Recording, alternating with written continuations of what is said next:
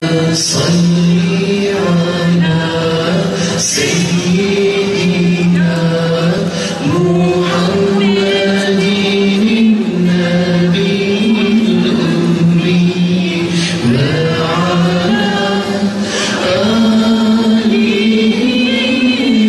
وصحبه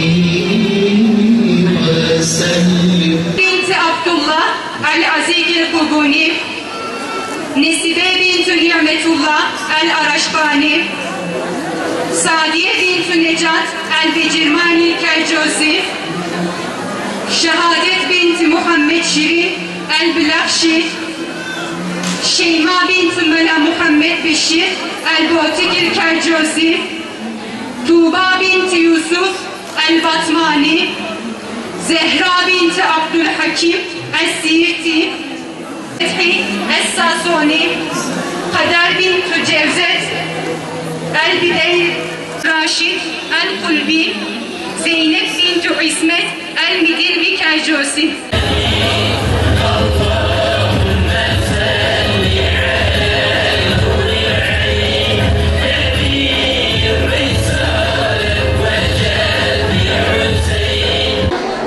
Şu an biliyorsunuz hayatımızın en büyük, en önemli anlarından birini yaşıyoruz.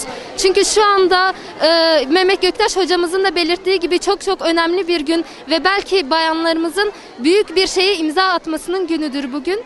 Ve biz İstanbul'dan buraya geldik. İstanbul'da bizi bekleyen tam 100 tane öğrencimiz var. Ve bu öğrencilerimizin her birinin dualarıyla bu konuma geldiğimizi düşünüyoruz. Hepsine buradan tek tek selam yolluyorum. Tabii bu konuma gelmek bu kadar kolay değil. Biz uykularımızı böldük. Ondan sonra yani annelerimizin yaptığı o güzel yemeklerden kendimizi alıkoyduk. Ondan sonra yaşlarımızın yaptığı bazı şeyleri yapamadık ama Allah'a hamdolsun bunun semeresini de şu an bugün burada görüyoruz. Ve Allah'ımıza çok hamd ediyoruz ve bundan hiçbir zaman da pişman olmayacağız. Rabbim bizleri daha ileriki zamanlarda daha öncelikli yollarda ilerlemeyi nasip etsin. Tabii bu yolda sadece biz kendi çabalarımızla başarmadık. Allah Teala'nın inayetini, yardımını gördük. Rabbimizin bize olan yardımı bizi bu noktaya getirdi ve hocalarımızın da tabii ki çok bu yönde çalışmaları oldu. Onlar da bizler için uykularını böldüler. Hatta bazı zamanlarda istişarelerini belki yetiştiremediler ama yine de bunu bize hiç belli etmemeye çalıştılar ve ellerinden gelen gayreti gösterdiler. Hepsine çok teşekkür ediyoruz. Allah herkesten razı olsun. Bunda emeği geçen herkesten çok razı olsun. Çok mutluyum ve çok da mahzunum. Benim en büyük isteğim bütün gençlerimizin bu ilmi talep etmeleri. Çünkü öyle bir duygudur ki gerçekten çok büyük bir mutluluktur. Hiçbir şekilde yakalanamayacak bir şeydir. Dediğim gibi çok mutluyum ve öyle bir şeydir ki bu mutluluk gerçekten yakalanamaz hiçbir zaman. Bütün yani herkesten en büyük isteğimiz de dediğimiz gibi herkesin ilim talep etmesi zordur. Gerçekten çok zordur. Ancak zorluklarıyla beraber hani ilmin başı zehir gibidir ama sonunda bal gibi tatlıdır. Gerçekten çok güzel bir duygudur. Allah herkese bu ilmi almayı ve bununla amil olmayı nasip etsin. Dualarına kimse bizleri eksik etmesin inşallah. Öncelikle bu günleri bize nasip ettiği için Allah-u Teala'ya çok hamdü senalar olsun. Allah-u Teala bize bunun şükrünü eda edebilmeyi nasip eylesin inşallah.